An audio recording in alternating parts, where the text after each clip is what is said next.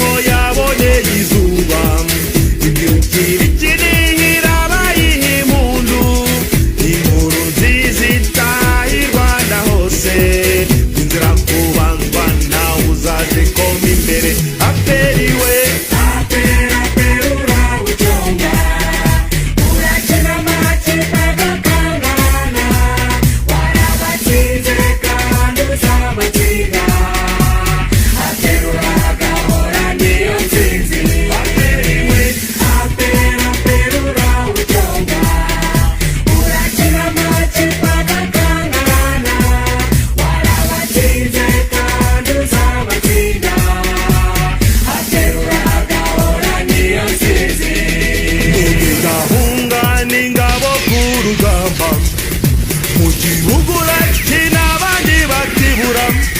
amashuta amacenga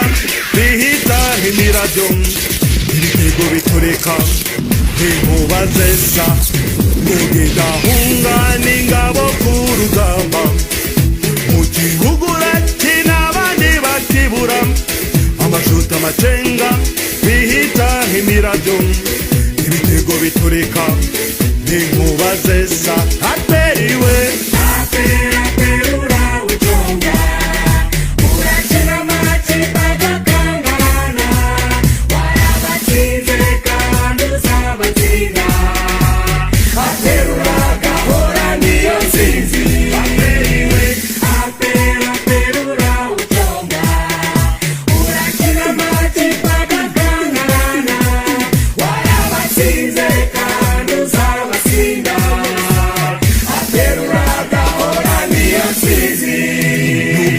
n'imirindi ngutibirindiro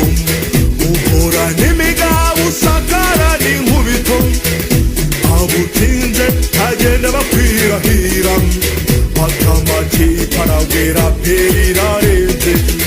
ukangwa n'imirindi ngutibirindiro ukora n'imigabo usakara n'inkubito abutinze agenda bakwirahira akamakipe aragwira perirarenze aperiwe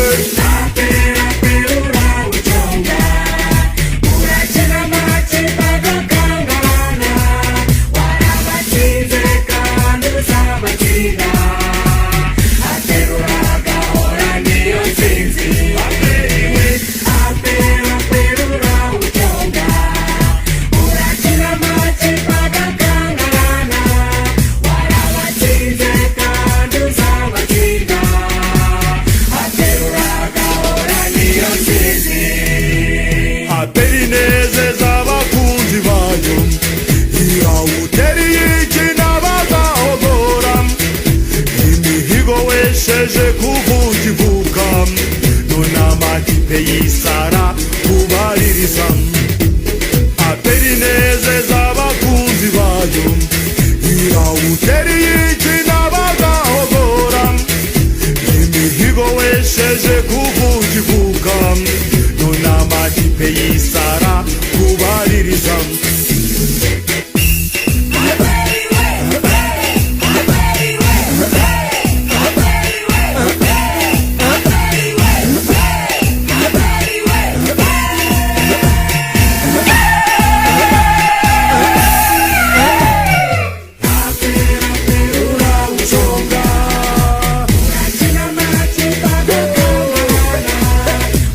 Watsinze kandi uzaba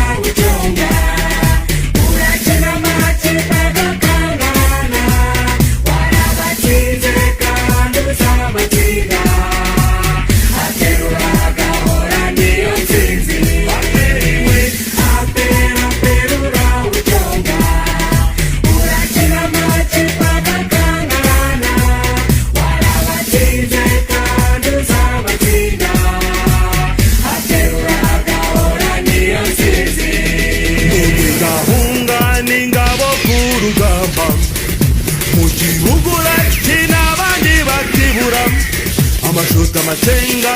bihita imirabyo, ibitego biturika inkuba zesa, mugidahunga n'ingabo ku rugamba, mu gihugu urakina abandi bakibura, amashuti amacenga bihita imirabyo,